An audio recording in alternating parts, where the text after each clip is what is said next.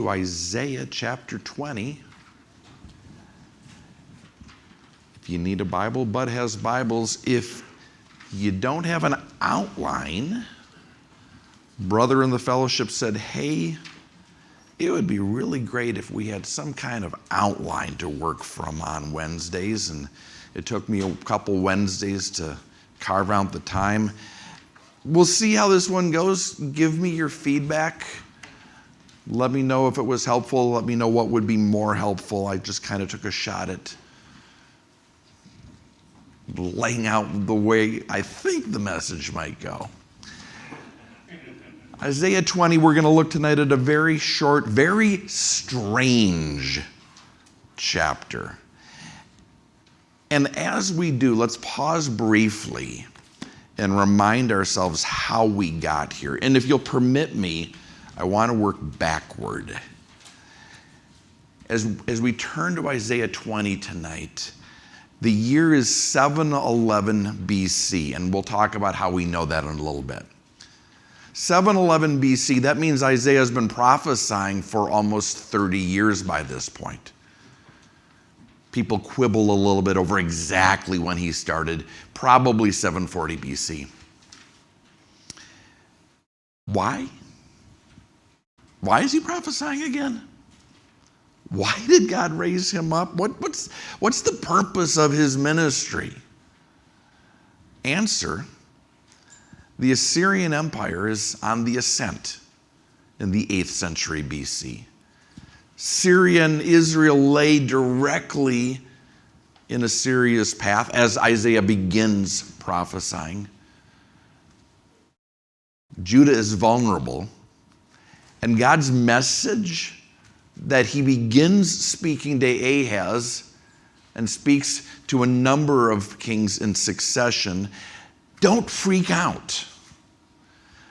Initially, don't freak out. Don't be afraid of Syria and Israel. Remember, they were threatening Judah. Look, side with us, align with us against Assyria, or we're going to make you align with us by force. That was back in Isaiah 7. Don't fear Syria and Israel. Don't fear Assyria. Don't freak out. Trust the Lord. Trust that the Lord will preserve and protect and prosper you. Trust that God can deliver you even out of this mess, this conundrum. That was not a new message when Isaiah began speaking it. That's been God's consistent message to Israel as long as there was an Israel, right? So question: how did Judah, the southern part of the divided kingdom of Israel, get to the point where she needed that exhortation again, emphatically, at length? Well, that's a big question. At least part of the answer has to be the division of the kingdom. I mean, in some respects, that had to mark the beginning of the end, the beginning of the downfall, right? Because once Israel was divided into the northern kingdom of Israel, the southern kingdom of Judah, both were weakened, the north more than the south, but both were weakened politically, economically, militarily, spiritually, certainly. How did they get to the point where they divided? Well, let's go real big picture for a second. Let's pan way out. Exodus happened on or about 1446 BC. And then they did a few laps around the desert, entered into the promised land under Joshua, 1405 BC or so. Joshua led for 25 years. I'm doing that from memory. And then 400 years under the judges. By 1050 BC, Israel decides it's time for a king, and so they get Saul. Starting 1018 and in stages up until, let's call it 1000 BC, just to pick a round number, David ascends to the throne. David dies. His son Solomon takes over in 970 BC. 930 BC, Solomon dies. And when Solomon dies, disunity emerges. Jeroboam leads the north in rebellion. Rehoboam tries to consolidate power in the south. But why? Why do things fragment at that point? It seemed like Israel was on the ascent. A little bit of a misstep with Saul, not God's guy. David was God's guy. And under Solomon, the kingdom expanded, the kingdom was enriched, the kingdom was as militarily strong as it ever has been. So why did it divide? Why did it break apart after Solomon's death? Well, Jeroboam was a rebel and Rehoboam was a knucklehead who didn't listen to his father's advisors. He listened to his buddies, and I heard somebody say, raise taxes, put the foot on the people's throats, and that's good and fine and true. But skip past that, because I think, in fact, I know the seeds of disunity, the beginning of the fragmentation, actually happened when Solomon was alive. Go back to first, keep a finger in Isaiah 20 that we haven't even started reading yet. But while you keep a finger there, go back to 1 Kings chapter 10. We've gestured at this before in our Isaiah study. I want to actually put eyes on it tonight. That's not where I want to be. That's not where I want to be either. 1 Kings chapter 10, picking it up in verse 14. The weight of gold that came to Solomon yearly was 666 talents of gold. And it came from a lot of different places, verse 15. And he had shields, verse 16, and gold this and gold that, verse 17. Moreover, the king made a great throne of ivory and overlaid it with pure gold, verse 18. And the throne was made a certain way, verses 19 and verse 20. Verse 21, all of his drinking vessels were gold, and not one was silver. And verse 22, gold came continually. So verse 23, Solomon surpassed all of the kings of the earth in riches, gold, and wisdom. Verse 24, all the earth sought the presence of Solomon to hear his wisdom, which God had put in his heart. Each man brought his present, silver and gold, garments, armor, spices, horses and mules. Verse 26, Solomon gathered chariots and horsemen. He had a lot of chariots and he had a lot of horsemen because he had a lot of horses. Verse 28, he had horses imported from Egypt and Kiva. Chapter 11, verse 1, King Solomon also loved many foreign women, as well as the daughters of Pharaoh, women from all kinds of different places. Verse 2, from the nations of whom the Lord had said, don't marry these women. But still, verse 2, Solomon clung to these in love. In verse 3, he had 700 wives, princesses, and 300 concubines, and his wives turned away his heart. Pause. We might be tempted to think, well, good on him. Dude had gold, dude had horses. Women, okay, that's maybe not cool, but what's the problem with all of that? He wasn't supposed to. Go back to Deuteronomy 17. You can turn there if you can go there quick, or you can just listen. Keep a finger in 1 Kings 11. We're coming back. But Deuteronomy 17, picking up in verse 14. When you come to the land that the Lord your God is giving you, this is instructions God is giving Moses before they're even in the land. This is what you need to remember. This is what you need to do. When you come to the land and possess it and dwell in it, and say, I'll set a king over me like all of the nations that are around me, because God knows that's inevitable. You may not set a foreigner over you who's not your brother. Verse 16, but he shall not multiply horses for himself, nor cause the people to return to Egypt to multiply horses. For the Lord has said to you, you shall not return that way again. Neither shall he multiply wives for himself, lest his heart turn away. Nor shall he greatly multiply silver and gold for himself. What should he multiply for himself? Verse 18, also it shall be when he sits on the throne of his kingdom that he shall write for himself a copy of this law in a book from the one before the priests, the Levites. And it shall be with him, and he shall read it all the days of his life, that he might learn to fear the Lord his God. Don't multiply horses, don't multiply women, don't multiply gold. In other words, do what? Don't trust in yourself and in your own resources, in human resources, in worldly power. Trust in what? Trust in God. Solomon didn't. He conspicuously and dramatically didn't. Go big or go home. Solomon went huge. And when he went home to the Lord, what was the result? Back to 1 Kings 11. Pick it up in verse 9. The Lord became angry with Solomon because his heart had turned from the Lord God, who had appeared to him twice and commanded him concerning this thing, that he shouldn't go after other gods, but he didn't keep what the Lord had commanded. Therefore the Lord said to Solomon, because you've done this and have not kept my covenant and my statutes which I've commanded you, I will surely tear the kingdom away from you and give it to your servant. Not in your days, for the sake of your father David, I'll tear it out of the hand of your son. Why did the kingdom divide?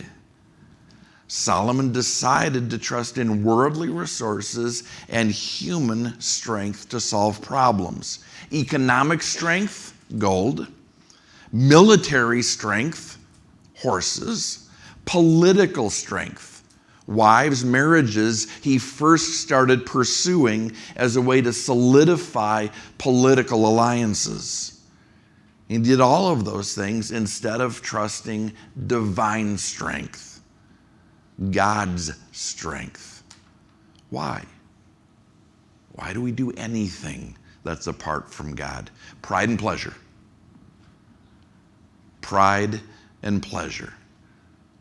The two things that draw us away to what our best selves know we should be pursuing,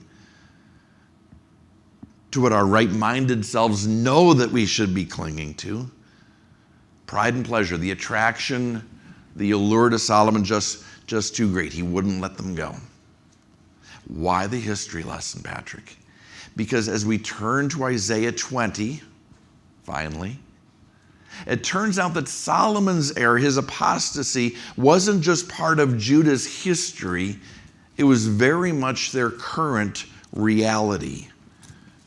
Isaiah 20, verse 1, in the year that Tartan came to Ashdod, when Sargon, the king of Assyria, sent him, and he fought against Ashdod and took it, at the same time the Lord spoke by Isaiah, the son of Amoz. We'll pause there. We said earlier that this is one of the times we know what year it is. We know that it's 711 BC as this is unfolding. How do we know? We know because of what Isaiah just said. This is one of those times, a lot of times in Isaiah, we're left scratching our heads. When exactly are we in history? Are we here? Are we here? And a lot of times we have to settle for, well, it has to be after this, but before this. We know it happens after X, but before Y and Z. But this is one of those every once in a while as we get a concrete reference point. In 712 BC, Ashdod, what's Ashdod? Ashdod is one of the 5 big cities of Philistia in Isaiah's day. What's Philistia? Philistia is that the region of the Philistines along the Mediterranean. If you think Gaza Strip in our day, you're in the right zip code. Philistia was bigger. Philistia had 5 major cities in Isaiah's day. Ashdod was one of them. They revolted against Assyria. Assyria had occupied them by this time. Remember, 722 BC, they'd already conquered Syria and Israel. They'd gone south. They'd conquered Philistia. Well, in 712, Ashdod rebels. And Judah naturally wonders, is this an opportunity? Because Judah hadn't been conquered. But they knew that they were in Assyria's sights. They knew that they were on the short list of states that Assyria was going to come against next. But Ashdod's rebelling. Is this an opportunity? Should we join them? And if we join them, is it possible that Egypt would join us? Is this our opportunity to make a stand against the evil empire? Meanwhile, Assyria knows that this is a possibility, knows that they need to squash this rebellion.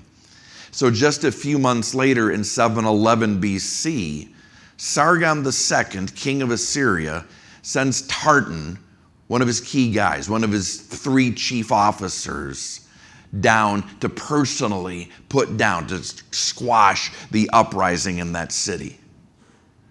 What's interesting about this, for centuries, skeptics would look at this verse and say, see, this is why you can't trust the Bible.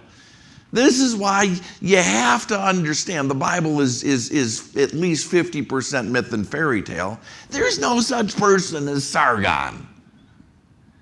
And it wasn't until I'm doing this from memory, I think the late 19th century, that archaeology caught up with the Bible. And archaeologists said, oh wait, yeah, there actually is. In fact, there were 2, Sargon and Sargon II. Because they finally found relics, inscriptions, artifacts that said, yeah, he was a guy. Didn't rule for a long time, but he ruled from 722 to 705 BC and continued the ruthless expansion of his predecessors. And so after the fall of Israel, the northern kingdom of Syria, he's very much planning on attacking his neighbors. He just has to deal with this rebellion thing first. Ashdod and Philistia. And Judah had good reason to believe that as long as they were in the neighborhood putting down Ashdod, they might just zig over a little bit to the east and come against Judah at the same time. 2 birds, 1 stone. Save another trip. And so they were keenly interested. Do we think Egypt might join with us? Is it possible they'd help? Is this our opportunity to make a stand? At which point God weighs in. He's sympathetic to us in our weakness. We sang that a couple minutes ago. Our strength and weakness.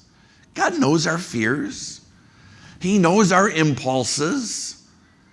He knows our pride and our desire for play. He knows everything about us. And knowing that Judah was freaking out, he has Isaiah communicate to them, not just to the king, but to the people of Judah. Don't do that. Stop that. I told you not to freak out about Isaiah and Syria. I said that in a few years they'd amount to nothing. I was right. You saw that happened. Now I'm telling you, don't worry about Assyria. You don't need to enter into alliances with other nations. I've got this, God says. Continuing in verse 2, the Lord spoke by Isaiah, the son of Amos, saying, go and remove the sackcloth from your body and take your sandals off your feet. And he did so, walking naked and barefoot. This is how God chose to communicate that message. He does that sometimes, right? When he knows words are going to fail, sometimes he has a prophet walk out a really dramatic object lesson. Hosea, God said, marry a prostitute and give your children really humiliating names. Jeremiah, preach with a yoke around your neck. Ezekiel, every time you turn around, Ezekiel's living out an object lesson. Eat a scroll. Build a diorama of Jerusalem out of clay. Lay on your side for 390 days. Shave your head. Don't mourn your wife's death. Isaiah, I want you to walk around barefoot and naked for 3 years. Now, commentators like to dig into this and say, wait. It's not what it sounds like. Naked doesn't have to mean stark naked. The Hebrew idea of naked just meant he didn't have a robe, he didn't have a tunic on, he was walking around in his skivvies. Okay. I think that's a distinction more than a difference, but that's fine. And they'll tell you, well, 3 years doesn't have to mean 36 months. Could have been 14 months because of the Hebrew way of reckoning time. If something started in December of 2020, continued all through 2021 into January of 2022, they would say, well, that happened over 3 years. It started in 2020 and ended in 2022. That's 3 years in Hebrew reckoning. Okay, fine. That doesn't really change the point, though, does it? What was the point? Verse 3, the Lord said, here's the point, just as my servant Isaiah has walked naked and barefoot 3 years for a sign and a wonder against Egypt and Ethiopia, so shall the king of Assyria lead away the Egyptians as prisoners and the Ethiopians as captive, young and old, naked and barefoot, with their buttocks uncovered, to the shame of Egypt. What was the point of the exercise? God tells us the point was to express dramatically, vividly to Judah, you're thinking of going to Egypt for help. Egypt with its fancy new Ethiopian leaders. We talked about that last week. Egypt and Ethiopia united together, and you're thinking that nation might help you stand against the Assyrians, except here's what I need to tell you is going to happen to Egypt and Ethiopia at the hands of the Assyrians. They're going to be led away naked and barefoot into captivity. What you saw Isaiah doing, that's going to be what the Egyptians and the Ethiopians are going to be doing. And that was typical for the Assyrians. They would march prisoners away barefoot. Why barefoot? If the terrain is rocky, which it was, really hard to fight, really hard to run when you don't have anything protecting your feet from the rocks. The other thing that Assyria would do is not only move people, they would move large numbers of people to homogenize the populations of the cultures that they conquered, to war with any sense of national identity. We'll take people from country A and move them to country B. People from country B, move them to country C. People from country C, move them to country D. We're going to just keep mixing them around so that they don't remember their roots, so that there's no critical mass to rally an insurrection. Hey, remember where we came from. Remember who we are. Their hope was that people would forget where they came from and forget who they were. And as they marched them, barefoot, which was helpless, long distances to homogenize them, they would also humiliate them as much as possible. Strip them naked, march them in the street, so that everyone would see this is what happens when you go up against the Assyrians. Think twice before you rebel against us. And archaeologists have found all manner of wall reliefs. That was one of the mediums of art in the day. Art carved into walls, sculpture carved into walls, picturing exactly this. Assyrian masters leading prisoners on foot and in carts, in chains. If you look up Assyrian Empire, if you Google that, one of the images that's guaranteed to come up will be an image of that. And history tells us in 671 BC, this is exactly what happened. That Egypt and Ethiopia were in fact led away captive. 671 BC, Esarhaddon, who was then king of Assyria, conquered Egypt, fulfilling this prophecy just 40 years after it was spoken. And the lesson to Judah, verse 5, then they shall be afraid and ashamed of Ethiopia, their expectation, and Egypt, their glory. And the inhabitant of this territory, Judah, will say in that day, surely such is our expectation, wherever we flee to help, to be delivered from the king of Assyria, how shall we escape?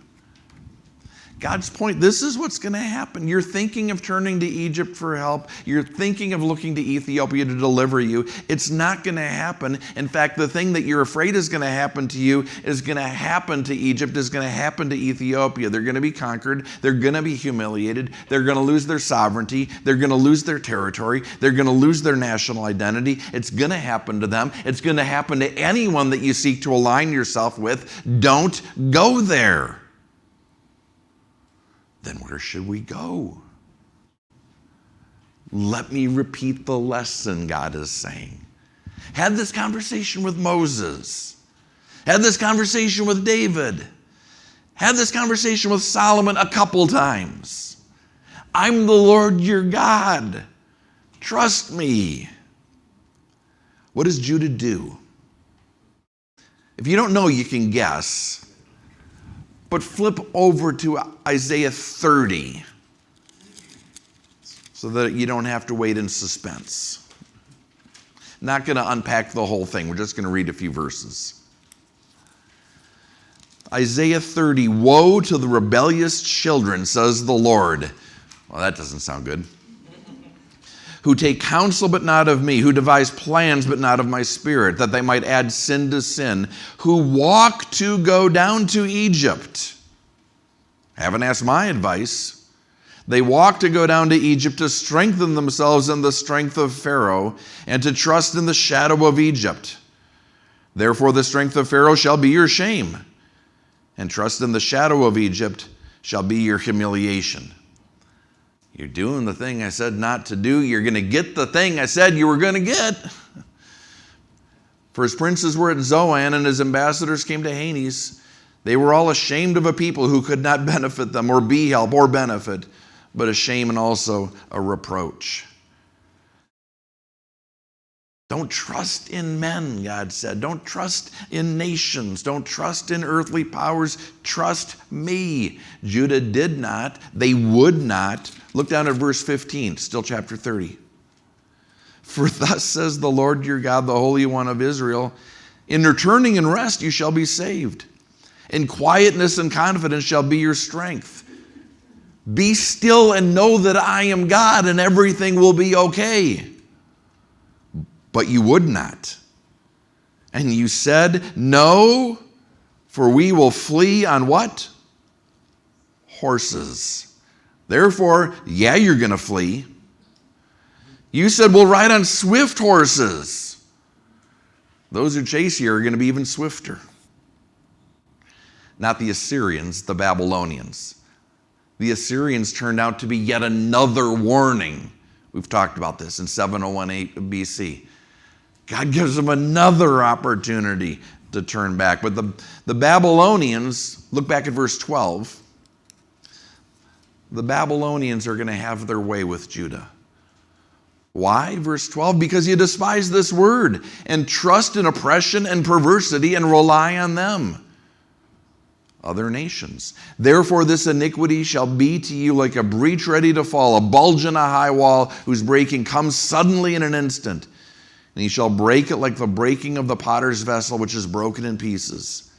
He shall not spare, so there shall not be found among its fragments a shard to take fire from the hearth or to take water from the cistern. Trust me, God said. Depend on me, he pleaded. Wait on me, he instructed. Rest in me, he begged.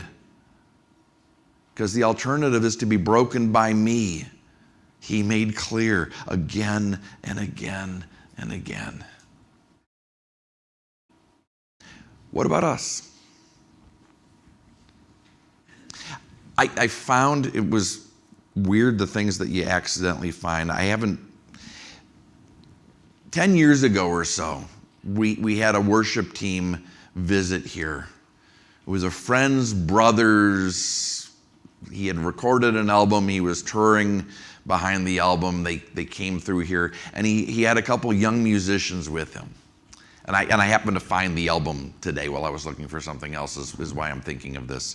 But one of those young, after the message, I hear the young guys talking, and they didn't know I was there. I was coming around a corner, but they were saying, what is with pastors? They can't just read the Bible.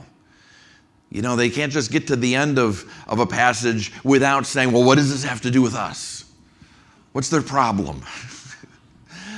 Well, the problem is if we don't ask the question, then this is just history class. And if we don't ask the question, we're ignoring God, who says these things are written for you. These things are useful for you. These things are written for your understanding, not just of the past, but of our present and our future. We'd like to duck the application. because we have a hard time with it, don't we? The waiting, the trusting, the believing. We got our own ideas of what's good.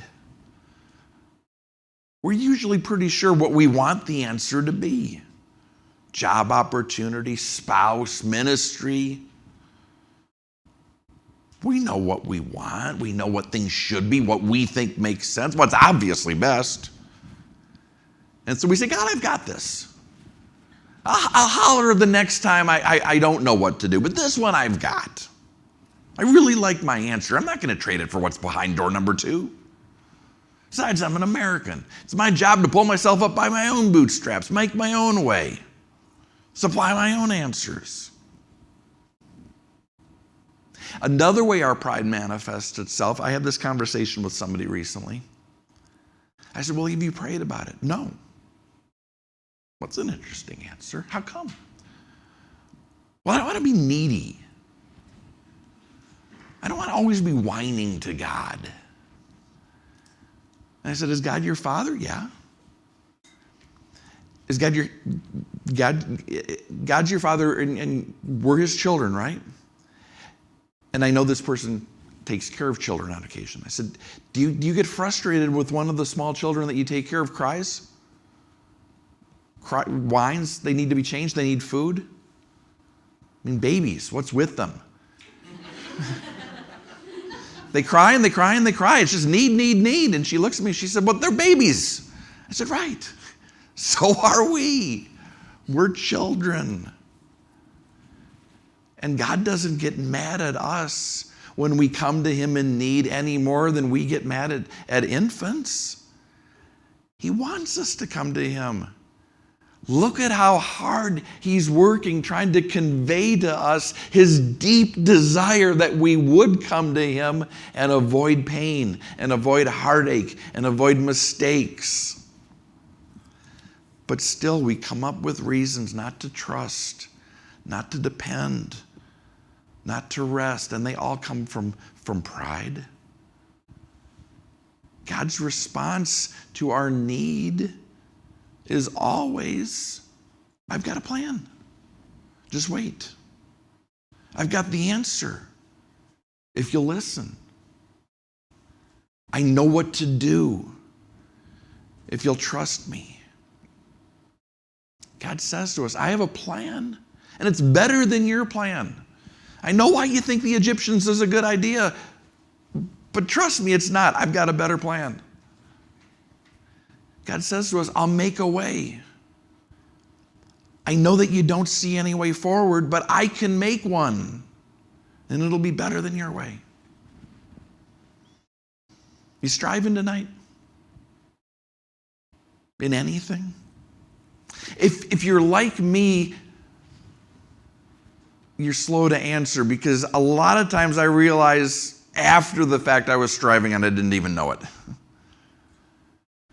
A lot of times when I'm striving with the Lord, I have no idea that's what's going on, because I'm too busy striving, struggling, assuming that this burden is mine to carry,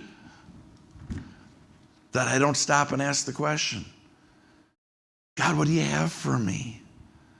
God, what do you know is best? Because I'm too busy trying to make something happen. I don't stop and ask, is it the right something?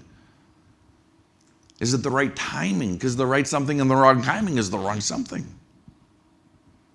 And if we continue in that mode, struggling and striving and not stopping and asking and listening and waiting, God might have to do something really dramatic to get our attention. Might have to send a naked prophet. Okay, maybe not. But he'll send something, won't he? Hasn't God at least once in your life allowed you to experience a disruption, a loss, a threat, some sort of discontinuity that made you say, okay, wait a minute. I don't know anything right now. I have to shake the Etch-a-Sketch and start from a blank screen, because Everything I thought I knew just blew up. God's done it with me a bunch of times. He's done it with health stuff. 14, 15 years ago, whenever it was, I got pneumonia for the first time. God said, okay, you wouldn't stop, you wouldn't slow down and listen. I'm going to make you slow down. In fact, you're not going to get out of bed here for a little bit because we have some conversations that we need to catch up on. Family things or church family things, relationships. You say, God, I didn't see that coming. What happened? How did that happen? Where did that come from? God said, yeah, been wanting to talk to you about that. Ministry things. And sometimes it's not bad, sometimes it's good. Half a dozen times or so, someone has reached out and said, hey, here's a ministry opportunity that you weren't looking for or thinking about. Okay, I don't know what to do with this. God, what do I do with this? And God said, we'll talk about that in a moment, but we have to talk about some other things first. Now that I have your attention.